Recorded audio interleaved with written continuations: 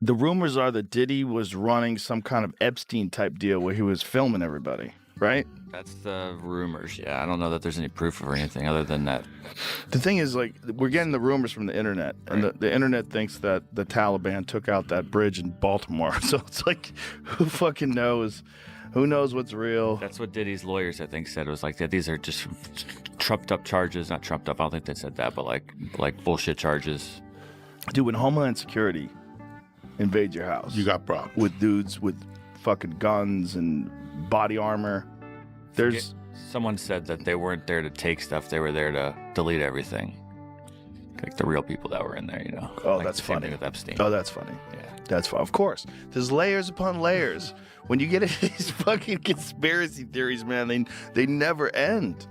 They never end. There's just layers upon layers upon layers. It's fun to talk about. It is fun to talk about. It's hard to know what's true. But Yeah. why knows? people genuinely love it when someone like Diddy gets caught, though. The glee that people have is weird. Why? Because he's too successful. Also, it's like there was always so much East Coast, West Coast shit that's still like in the zeitgeist, you know, like with Biggie and Tupac, and they were all hating at each other, and they both got killed, and there was a lot going on. And then there's people that thought that Puffy was involved and Suge Knight was involved. Speaking of, I think Suge Knight's the one who said that thing I just thought of What thing? about that they were there to delete stuff. Well, if he really was filming everybody, Let's see. I mean, he had a lot of people at those parties, right? You know who said Luke from 2 Live Crew? Yeah, he said he was to leave early. Yeah. Or something, right? When Luke from 2 Live Crew is leaving early, like, you got a wild party. What if what's happening is too fucked up for Luke from 2 Live Crew? Like, check, please. There's so many different stories. Who knows? What are you gonna do? I'm not doing that. We're not involved in them. I'm I not was involved. never at Diddy's party. I don't even know the motherfucker. We're out I don't here want to know nobody. telling I don't know jokes, nobody. telling jokes, Like I told you. having fun. That's it. Yeah. Smoking dope, cracking jokes, making people. That's everything it. else is background music. And living in LA, you have all this shit that's going on around you. That's what you have your life, and then you have all this shit that goes in and out of your ears all fucking day, and you're like, I just want to do stand up. You also have those celebrity environments where celebrities all get together, and there's so many of them, you know, in these wild parties. And if you got a wild party, and P. Diddy puts on that wild party, and, you know, he sets everybody up. Like, if you were an intelligence agent, you know, like a Jeffrey Epstein type deal, that'd be the way to do it. Big old crazy party, get everybody loose, And get the cameras get them the rolling yayo, get them the yayo. and everything else. Get them everything you need. Get fired up. Get those cameras rolling. And now you got everybody under wraps. What a twisted web some folks weave. You all right over there? Yeah. You got to concentrate. One name is at the heart of the flurry that is the entertainment industry: Sean Diddy Combs.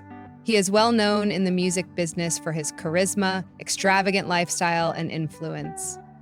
Although Diddy has been prominent for many years, his reputation is now mired in a flurry of accusations, disputes, and revelations, leaving everyone doubting what they believe to be true about the enigmatic mogul. Yeah. For sure. Yeah. Are you? no. How do you know? So, okay. So if you, oh, here we go, guys. Here we All go. right. So, you know how, like, well, You you know, know, we yelled at Kurt about this yesterday. When he came in and he goes, P. Diddy definitely fucked everybody and did this and raped everyone. And then we're like, well, how do you know? He's like, "Ugh, I read. Not really, it doesn't really mean anything. You're always reading somebody You read else's that in a numbers. book? So what is? but that's what you can do in comedy. Is that is enough to checkmate most comedians? Yeah, Like, yeah, Kurt goes, yeah. I read, and you go, You're he not does wrong. read. All right. Yeah. Well, it's just a funny thing to say because you could also be like admitting the ridiculousness of it yourself while yeah. saying I read. You know, because it's kind of an admission. Like, I'm not there. I didn't go to the Who's freak there? off. Yeah, I I don't want know to hear what the somebody fuck came and he goes, I happened. went to one of these parties and man, P. Diddy was like, if you'll excuse me, I'm going to go fuck Meek Mill in the butt. But like, that's never going to happen. No one comes out and says So that. if you're looking at that, what makes you conclude that he definitely was doing that? Because he basically, the first time they ever met, he presented him with the Steele dossier, which had all of the like dirt. That's the pee-pee stuff, right? Yeah, all the pee-pee shit in it. Or I shouldn't say shit. There was no shit alleged, just piss. Russian piss. Yes, alleged Russian piss. Yes, that's the aspect Jay wants to make sure. Is that what collusion means? Something like that. And then He plays so dirty. They play dirty like a movie. it's pretty crazy. Yeah, It's really wild. I don't know. I mean, did you see? That was the number one fear of having these big agencies have so much power, is that they would never want to relinquish it. They would never want to say, like, hey, look, we're patriots. I think we should follow by the rule of the Constitution and let the people decide. And like, it's like everything else, man. Once you start running shit, you don't want to stop. Hell, I've seen friends of mine have way less power go to their head. It's weird, right? I wouldn't trust these two with power. But it is a weird thing to watch, right? Yes, it's bizarre. That's human beings, though, man. Now imagine that, but with no showbiz. No showbiz. So you get in that rush, but now the rush is controlling the world. Well, isn't that? Yeah, it's like the way we feel about like crushing on stage is the way Hillary Clinton feels about crushing Libya. But isn't that what, we saw, he died. Wasn't I that fucking Elron? crushed. Wasn't that L. Ron Hubbard, though? L. Ron Hubbard was like, hey, this will be funny. I'll start this and go into this, start a religion. And then, like, years later, he said when his friends he told that to hit him up like, this is crazy, dude, you did it. He's like, you know, you ran that scam. And he's like, scam? You better get your thetan levels checked if you're going to say it's just like he just started eating his own shit because, like... Well, he was...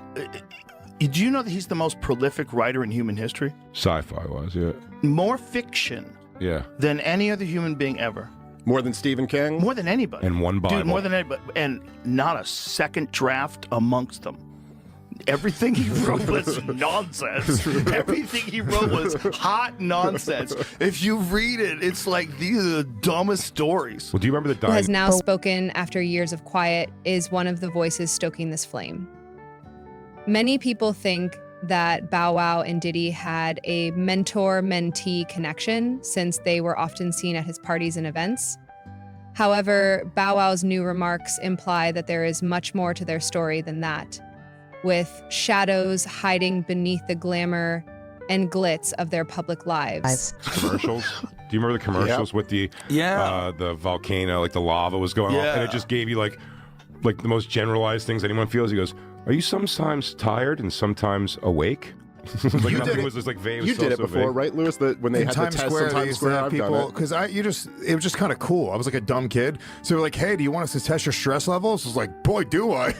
And I went over and I held these dumb things, and they're like, "Yep, the ones that go like that." Yeah, they're like, "You're stressed," and I was like, "I am, right?" They're like, "Come on inside." They brought me into this weird thing. They tried to sell me a book. I don't really remember. I did that too, and I did that in San Diego. I was down there filming something, and we were in the park, and it was like at a time where a lot of people didn't know who I am, and I could sneak in. And I sat down at this guy's table, and he gave me the e-meter, and I put my hands in the things, and he told me what it was reading. I'm like, how does this thing function? Like, what is it? What is it reading off my body? And the dude was like, oh, I don't want to explain it. He didn't want to really be there. He's just a member who got roped into doing this thing. He had zero enthusiasm about the sale. They have the street team job for... It's the lowest level. It's the lowest level job you could have, is having to go out and bark people into your church. Have you guys read Lawrence Wright's book about it? I don't think so. It's called Going Clear.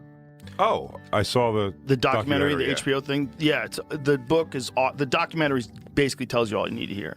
But Thank God. It's so it's such a strange religion. But here's the thing about it, man. This is what's weird about religions. This is my, I'm a moron, but I occasionally have these moments where I'm like, I think I know what the fuck is going on. If you really believe it, it benefits your life. Even if it's hot nonsense, even if it's a 14-year-old kid who finds golden tablets that contain the lost work of Jesus and only he can read it because he has a magic rock. Yeah. But if you get enough of those people, they make great neighbors. Like it fucking tell you works, though, man. they just Like, want their kids is to go it to better? school. But here's my question: is it better to be an atheist and to be this person who just like objectively looks at the world and like none of this makes sense? There's no way there could be a God. I think when you die, you die, and that guy's fucking miserable. That guy's taking medication, and all of his friends think he's annoying. I mean, I think I'm a believing- devout atheist, and you're right about all that. You believe like in a higher power? No, I don't not believe. I believe That's what my girlfriend says when I ask her. believe there's more to the universe and more to life than we can think of through our narrow field of perception. That's what I think. I think there's more to human contact and interaction than just people talking to each other. I think there's a thinly veiled reality that we live in where we express our souls to each other. That's what I think. And I think it's a very complicated and confusing thing that's fucked up by lies and deception and violence and war. Well, so many and of it's them, I think. enhanced by friendship and love and communication. And it's this weird. There's a thing going on that's beyond just like you're born and you die.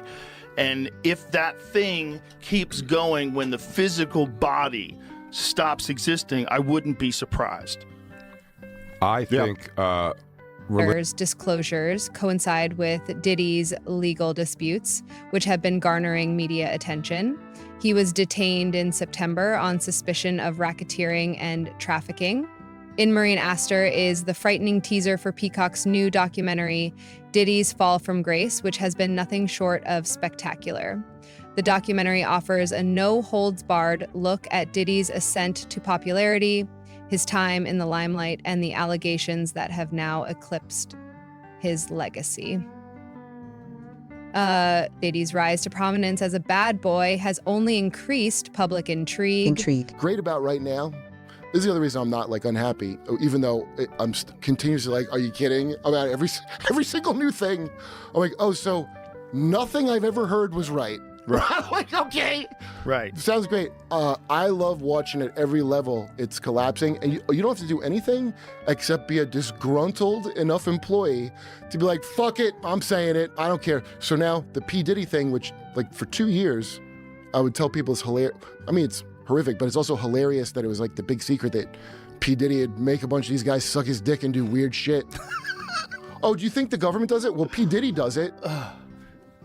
Homes in LA and Miami raided by federal agents. So the conspiracies of P. Diddy are like, you know, that as above, so below, that like magical shit the rocket scientists say when they jerk off and look in each other's eye. What? Duncan will know. As above, hey, ask Duncan. But as above, so below. You've heard that saying? Yes. I want to write a hermetic magic book called As the Carpet, So the Drapes by Kermis Metztriginos, with all my occult knowledge that I picked up from looking into UFOs. These things are like reflections all the way up. So like at every level of society, there's something like Vince McMahon went down. Right. His for shitting empire. on somebody. Yeah, I've given out Canadian top hats to chicks.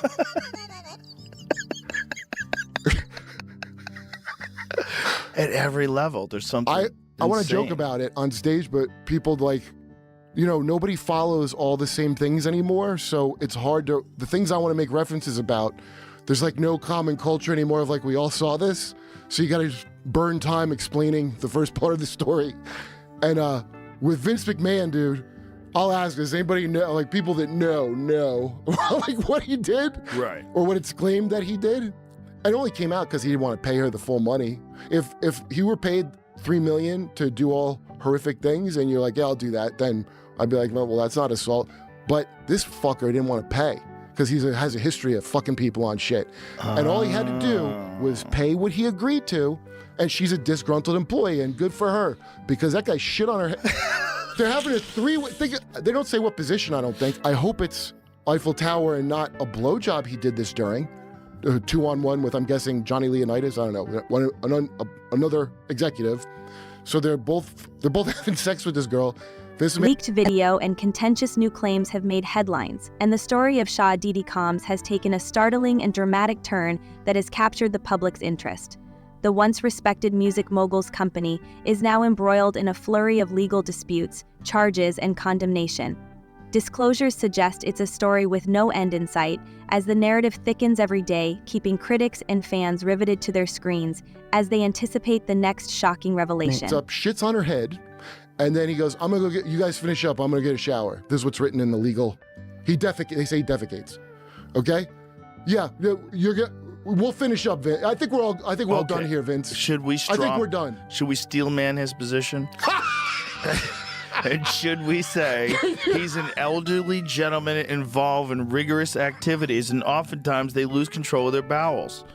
Is the reason why Depends is associated with old people. Well, that's a fair... If I was his lawyer, I would say Vince is a wonderful man who respects women, but he's got bad bowels. Well, Joe, that's a great steel man, but I would just say respectfully, the part where he goes, I'm in a shower, you guys finish up, right there is where I break with the idea that he just lost control. Well, he didn't want the party to be over just because he can't control his bowels. It seems very considerate of him. You guys finish up. I'm in a shower. I'm sorry. Yeah, you get a shower. The party. You go get a 30-minute shower, Vince. I'll sit here with this chick. Imagine having sex with someone else's shit on their hair while you're having sex. No, it's a party foul for sure. Smelling this guy's shit, literally where your face is. But I'll finish up. Oh.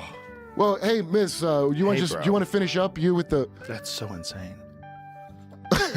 You with the stone cold steamer that you got? Oh, maybe we'll just chat about nicknames. There's nothing for this crazier depraved act that you just did than the depravity of shitting on people with feces. Okay, this is it. One example of McMahon's extreme depravity. May 9th, 2020, he defecated on Miss Grant during a threesome and then commanded her to continue pleasuring his friend with feces in her hair running down her back while McMahon went to the bathroom. Wait, I didn't see this part. Wait, I didn't see this part. Upon his return from the bathroom, McMahon and his friend actively resumed the She didn't get in and hose off?